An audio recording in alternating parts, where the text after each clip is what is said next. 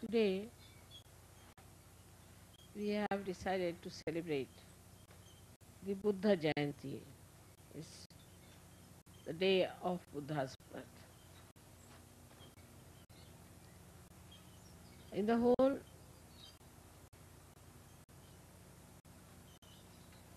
map of time, Buddha came to this earth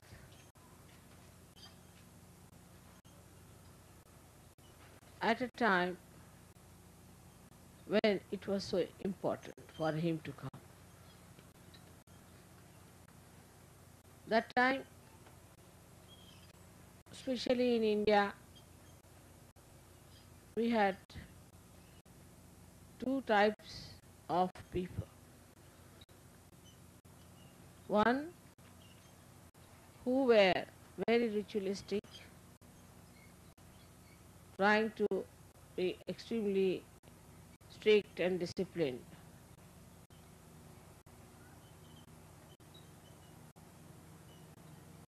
And the another were the people who were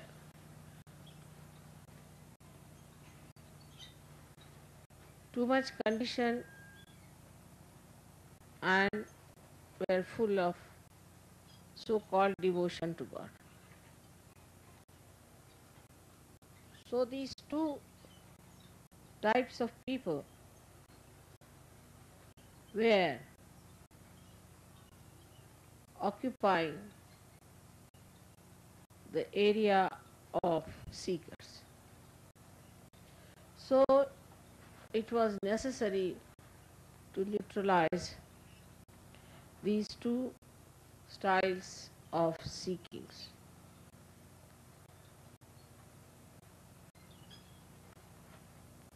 Buddha and Mahavira are in essence supported by Hanumana and Bhairava. That is, as you know, Gabriel and Saint Michael. The principle that took birth is the principle of a disciple. And this principle was born much earlier as the two sons of Sri Rama. This principle was brought on this earth and incarnated. One, to conquer the ego of human being. Another one, to conquer the superego of human being. Buddha, when he was born, he found that there was misery everywhere. And the misery, according to him, was due to the desires we have. So, to be desireless is the best way to achieve nirvana. That's what he came to conclusion. But how to become desireless? You are sitting in the sand, and if you see the sand doesn't get attached to anything. You put anything on it, it will not spoil anything. You put water, it will stick on, and as soon as you try to throw it away, the whole thing will disappear into thin air.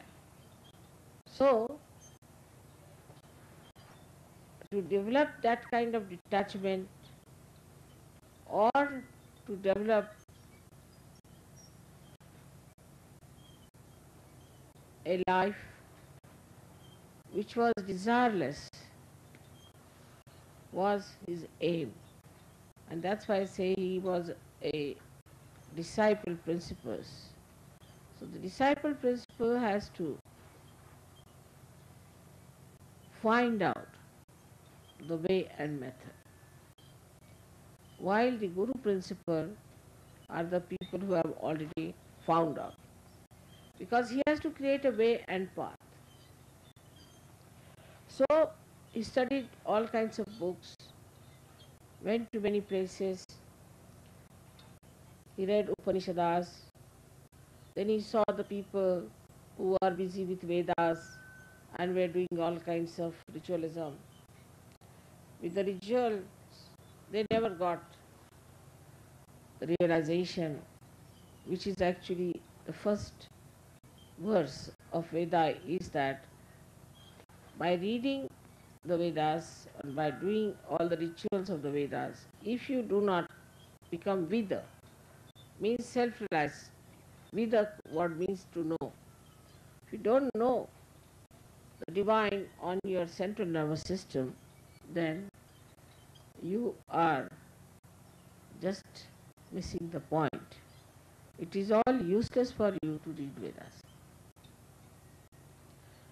So he went into various areas of search. As today we find many seekers have been going to many people to find out the truth.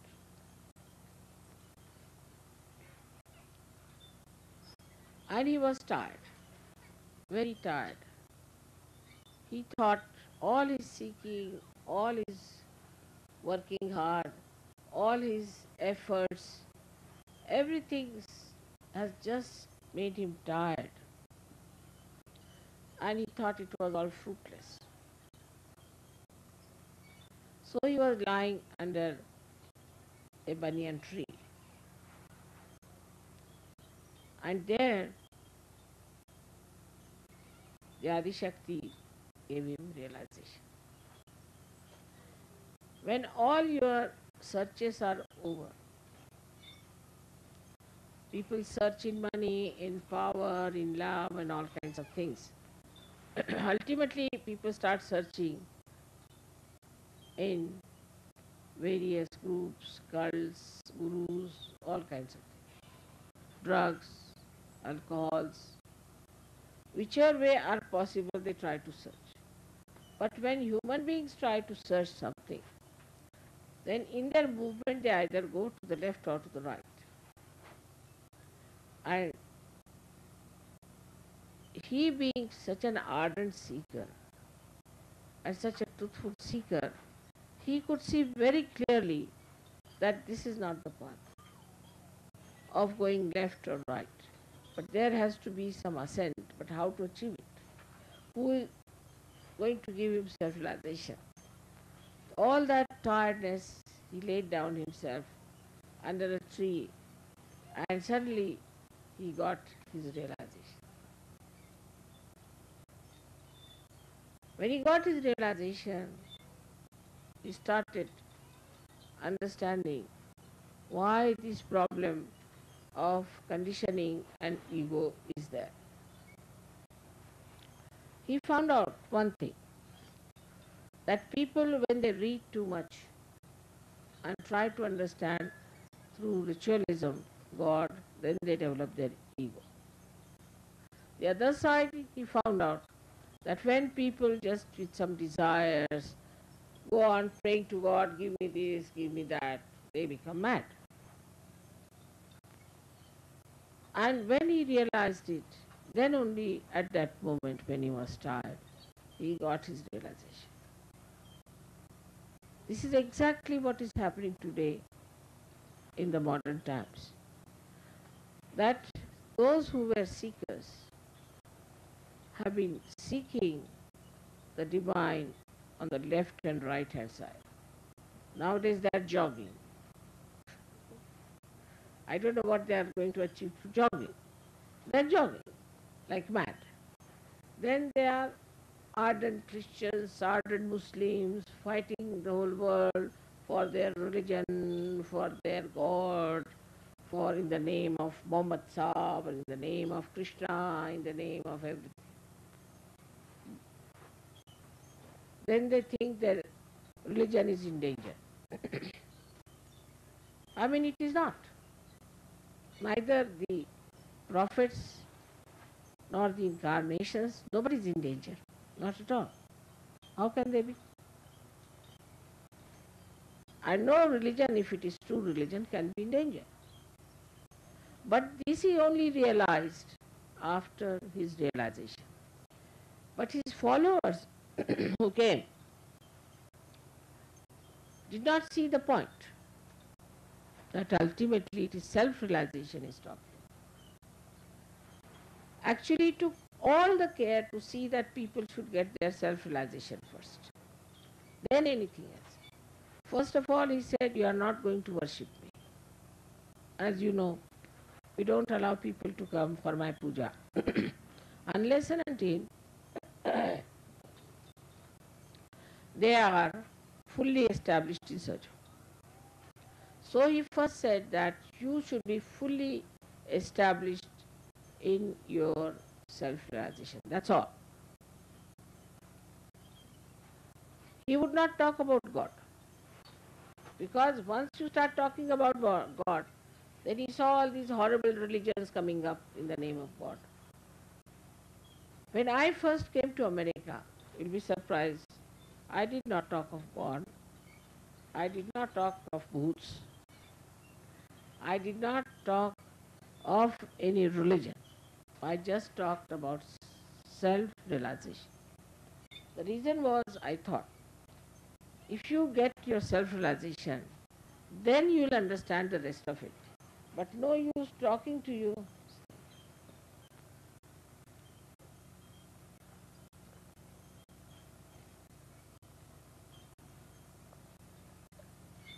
About God or about divine,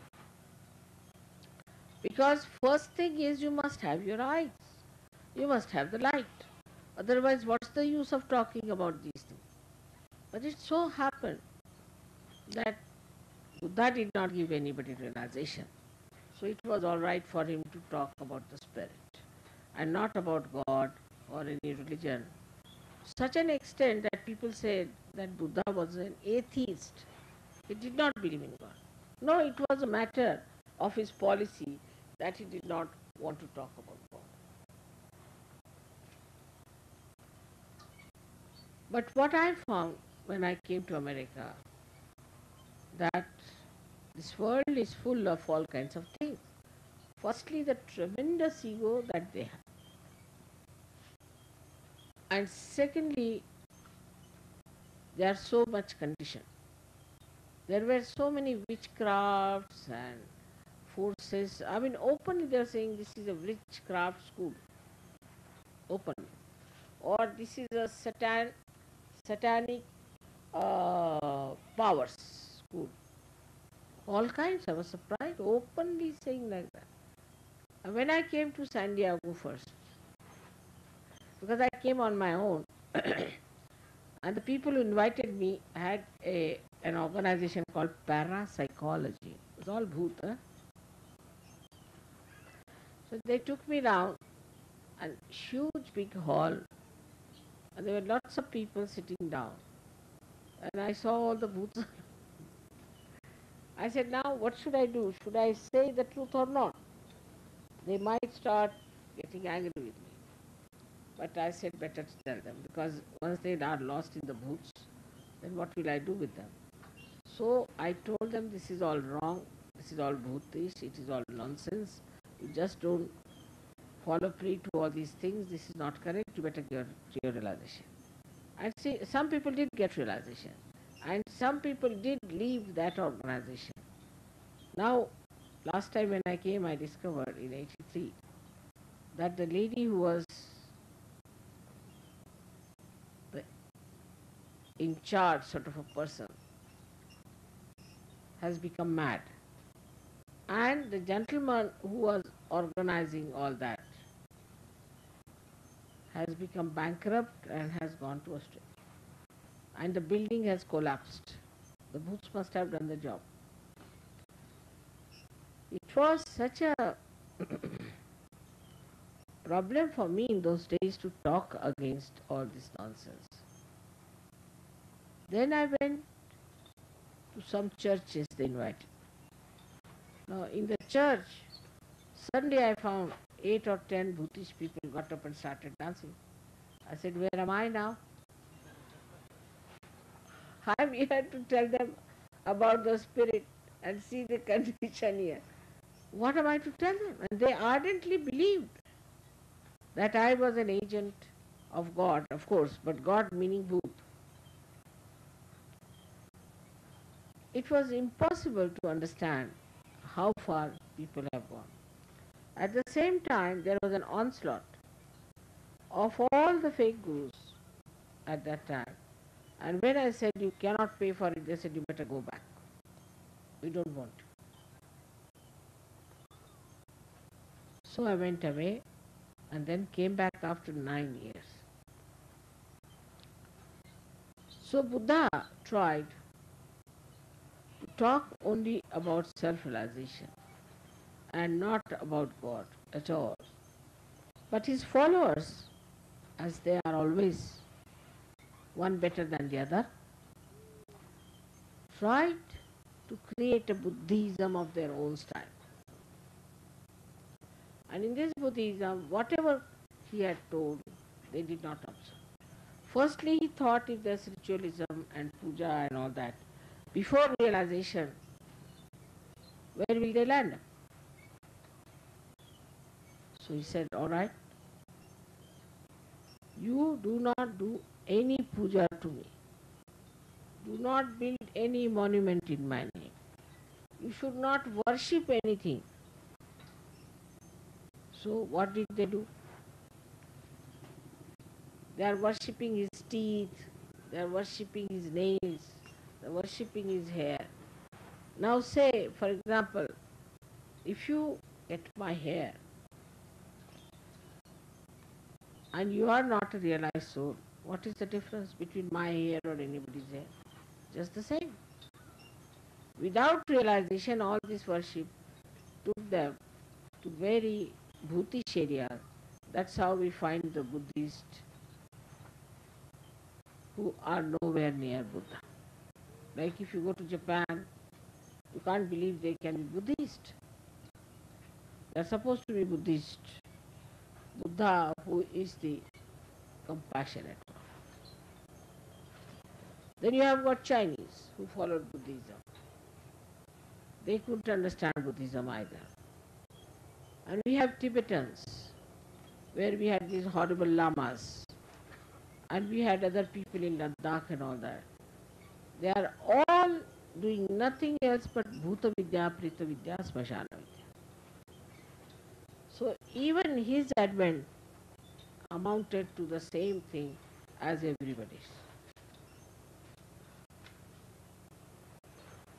Now Buddha told three things which are very important, which we are very useful for Sahajogis to follow. He said, Buddham Sharanam Gacchami. I surrender myself to the enlightened one. Means what? I surrender myself to the one who is enlightened. In this case, one can say it was Buddha. In your case, it is your spirit. You surrender yourself to your spirit. Buddham Sharanam Gacchami. Buddha is the one which knows. Then he says another thing, Dhammam Sharanam Gacchami. Means surrender yourself to the religion, which is true religion, which is the balance.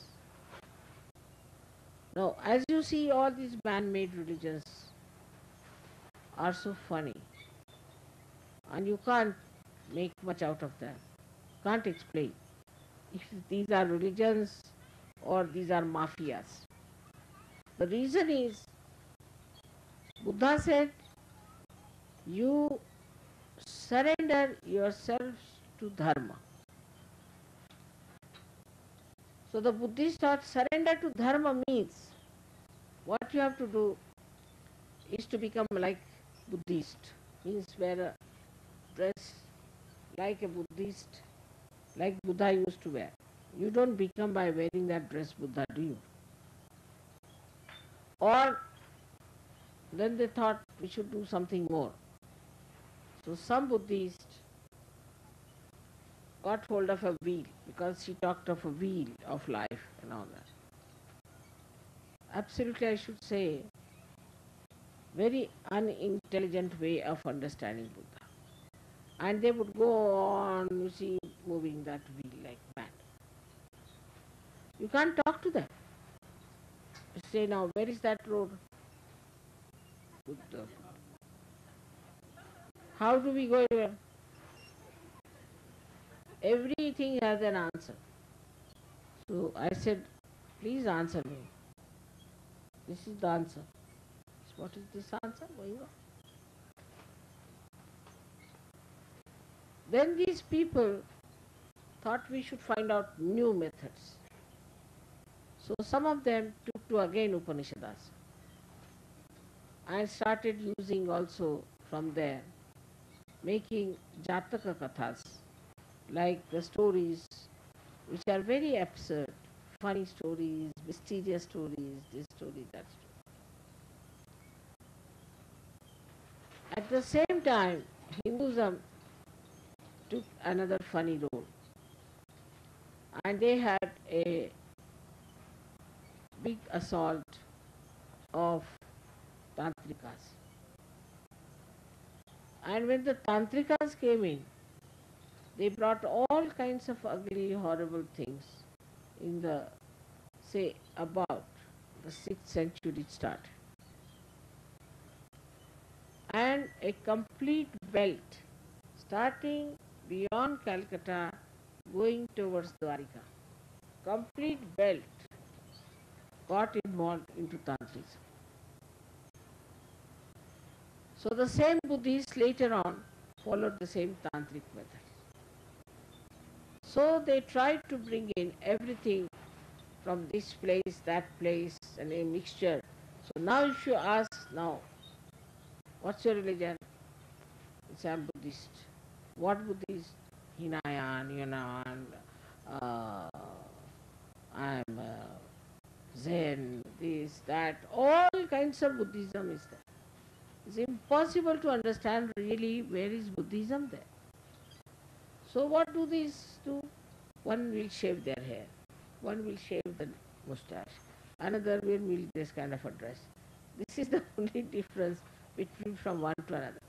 But the common point is that they are all cheats, they all can deceive you, they can tell lies without feeling funny, they are very sly, very cunning and suicidal, they can be very violent, and the only desire they have is to kill everybody who comes across. This is where Buddhism has ended up. So now we are face to face with Buddha. But what he talked about was a spontaneous happening of self-realization. And he said, you prepare yourself, all the time he said, you prepare yourself for self-realization and try to watch everything without desire. This was just preparation for Sahaja Yoga he was talking about. But as you see, all the Buddhists today, if you see them, you'll be amazed that they are neither here nor there. You just don't know how to place them, how to understand them, how to make them feel what Buddha taught or Zen's taught. They are not in a condition to understand anything. It's like, you see, the brain of a person who is having all kinds of thoughts, like all the pebbles in one little pot, making noise. God knows which one is making which noise. And that's why today you find here is one Lama who was a guru of Hitler. Imagine, Hitler's guru was Lama. Now this Mr. Lama is going round the whole world with his wrinkles which can be counted one by one and asking for money. Why does he want money for? He is the one who ran away from Tibet, from Lhasa. And while running away, he carried such a lot of gold with him that he could not carry. So half of it he dropped it in the river, and with the half of it he reached India. With the half of it already, he has made a huge big Buddha of gold. He has too much gold with him. And the rest of the gold that was salvaged was taken to Russia, where I have, to China, where I have seen it myself. Amazed. He had gold beer mugs. What do you call them? The huge big things like that. Real gold. And such big plates of real gold for eating food. Imagine, Buddha talked of detachment. And they had everything in gold or silver of a very expensive quality. If you see their clothes and all that, you'll be amazed. Though they wore all those things as robes of renunciation, but whenever they sat in their own courtyard, courts and things like that, inside all that they wore, inside wore all those dresses which were very heavily done with real gold, with pearls and things. Because I've seen with my own eyes, I was amazed.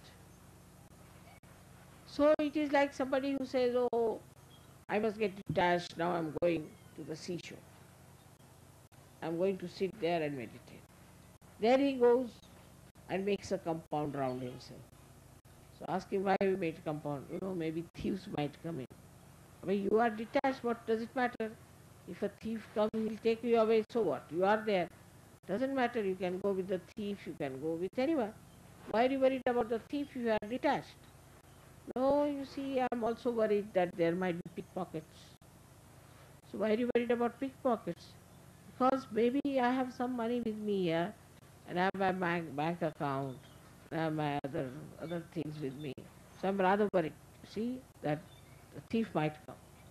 So why do you talk of detachment? Why do you talk of sannyasa?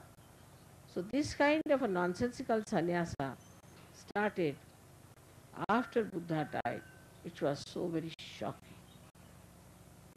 This led people to think that you can wear any time an orange dress and then you are a sannyasi. If you wear an orange dress, you become Buddha and you become a detached personality. Now you can announce to the whole world that I am a detached personality. And what is your background? Nothing.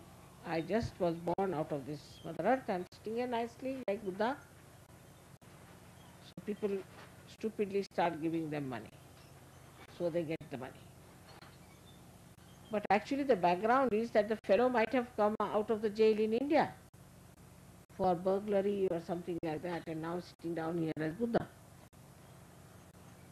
How will you make up? Buddham Sharanam Gaccham. So what we have to do is to establish ourselves in Buddha. That is to establish within ourselves in our spirit. Unless and until we are established in our spirit, we cannot understand the intricacies of all the ignorance that we have around. So the best way to understand Sahaja Yoga is to establish yourself in the spirit. But those who are not intelligent, those who are stupid, those who are selfish and greedy, do not see this point. They do not like it if a leader tells them that you must establish in Sahaja Yoga, that you should have your spirit manifesting. They don't want to listen to that. They want to be in the group of Sahaja Yogis because they don't want to be lonely. They would like to sing songs, music, everything in Sahaja Yoga because they want somewhere to fit in. Because they want an identity, they call themselves Sahaja Yogi. But this identity is a false identity. You have to be identified with your spirit. That is the part is Buddham Sharanam Gaccham. The second is Dhammam Sharanam Gaccham. What is Dhammam is Dharma. What is our Dharma is Vishwa Nirmal Dharma. That means now we have become universal beings. We are no more Indians, No more Africans, no more English, no more French. We all have become now Sahaji Yogis who are the citizens of kingdom of God. We have no other identification. This is our dharma. We are now leading a universal life. But Sahajogis are not like that. Still, so many of them still identify themselves with some localized stuff. Now, when we think of universality, we have to understand that's not only the religion or a country that separates us, but also a kind of equality. For example, if there are people who are Rajogunis, who are very active, right-sided people, they'll combine together. They may fight later, but they combine. Then the people who are left-sided will combine together. But both of these should cling on to those who are trying to ascend, who are in the center. And there where we fail very much. Our associations and our understandings of each other is deluded by our ignorance, and we cannot understand who is for our ascent and who is for our benevolence.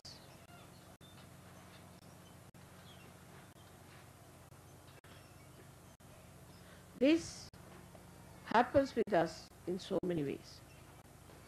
We are universal beings and our culture is Sahaja culture. We have given up all our nonsensical cultures.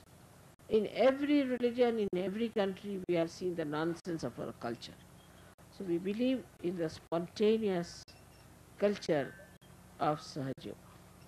So we are universal beings. And in this state of being universal being, you have to develop your collective consciousness. As first one is for individual, Buddham Sharanam Gacchami. I surrender myself to Buddha. The second one is the one I surrender myself to the collective, in the sense into the dharma, the essence of the collective. Now what is the essence of our collective? What binds us together is Vishwa Nirmala Dharma, the pure religion of the universe.